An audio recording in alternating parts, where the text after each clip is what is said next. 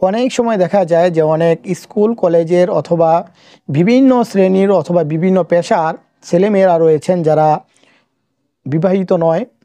তো ওই সমস্ত ছেলে মেয়েদের অধিকাংশ গার্জিয়ান এরকম থাকে যে তাদের পড়াশোনা করতে হবে অধিক পরিমাণ, তো সেই জন্য তাদেরকে পড়াশোনার মধ্যে লাগিয়ে থাকে। অর্থাৎ আপনার সন্তান বিয়ে শাদীর পর্যাপ্ত বয়স হয়েছে, এরপর আপনি তাকে পড়াশোনা করানোর জন্য তাকে পড়াশোনা চাপ দিতেছেন।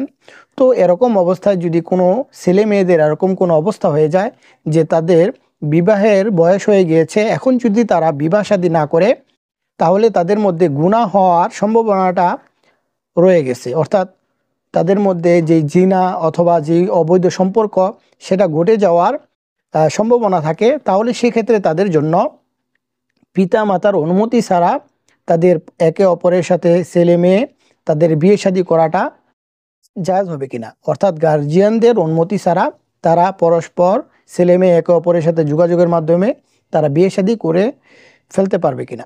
তো সম্মানিত প্রিয় দর্শকবৃন্দ, বর্তমান সমাজে এই বিষয়টি খুবই দেখা যায় যে ছেলেকে ডাক্তার বানাবে অথবা বড় কোনো পদে তাকে নিয়োগ দিবে, সেজন্য তাকে অধিক পরিমাণ পড়ালেখা করতে হবে। তো সেক্ষেত্রে তাদের গার্জিয়ানরা তাদেরকে ফোকাস দেয়, কিন্তু ছেলে যে তার প্রাপ্তবয়স্ক হয়ে গিয়েছে, বিয়ের উপযুক্ত হয়ে গিয়েছে অথবা তার দ্বারা কোনো গুনাহ হবে কি না এরকম কোনো চিন্তা তাদের মধ্যে থাকে না।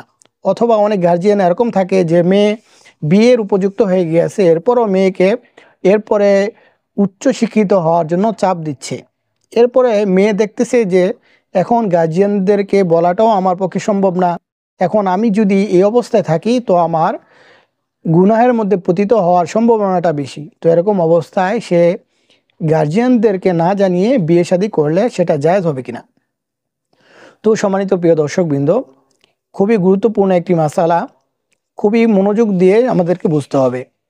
আমাদের সমাজের মধ্যে যে সমস্ত গার্জিয়ানরা রয়েছেন যে আমাদের সন্তানরা বালেগ হওয়ার পরেও আমরা তাদেরকে উচ্চ শিক্ষিত করার জন্য তাদেরকে বিয়ে শাদী না দিয়ে পড়াশোনার মধ্যে লাগিয়ে রেখেছি, তো ওই সমস্ত গার্জিয়ানদেরকে বলবো অবশ্যই আপনারা এই বিষয়টিও লক্ষ্য রাখবেন।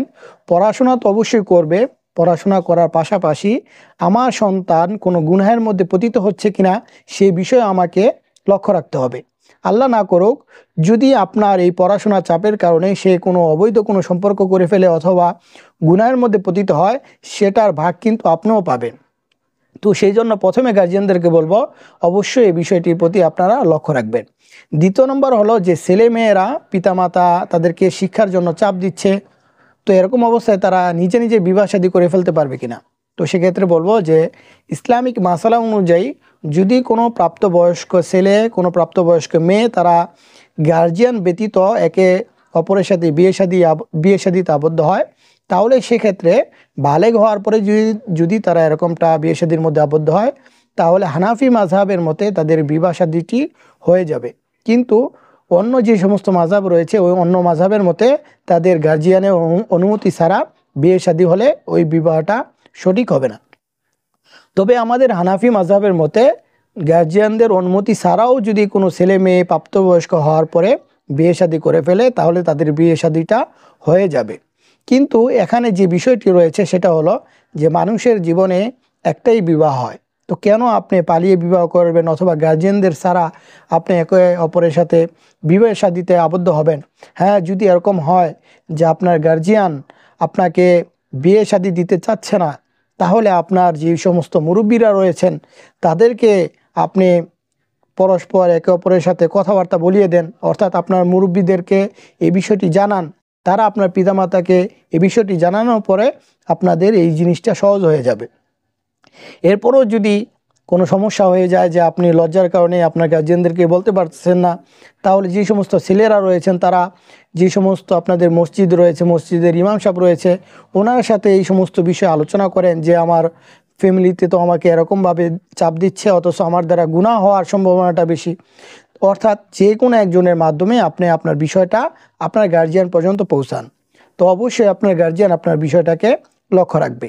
কিন্তু এরকমভাবে একা একা গার্জিয়ানদেরকে না জানিয়ে আপনি বিয়ে শাদী করা সেটা জায়েজ হলেও এর মধ্যে কিন্তু ভিন্ন যে সমস্ত মাযহাব রয়েছে ওই মাযহাব অনুযায়ী আপনার জায়েজ হবে না। এরপরে হানাফি মাযহাবের মতে যে জায়েজের কথাটা রয়েছে সেটা তো অবশ্যই জায়েজ হবে, কিন্তু আপনাদের যে বৈবাহিক সম্পর্কের পর যে একটি জীবন গড়বেন, সেই জীবন গড়ার ক্ষেত্রে কিন্তু সাংসারিক জীবনে কিন্তু অশান্তিটা আসার সম্ভাবনা বেশি থাকে যদি আপনারা নিজে নিজে বিয়ে শাদিটা করে ফেলেন।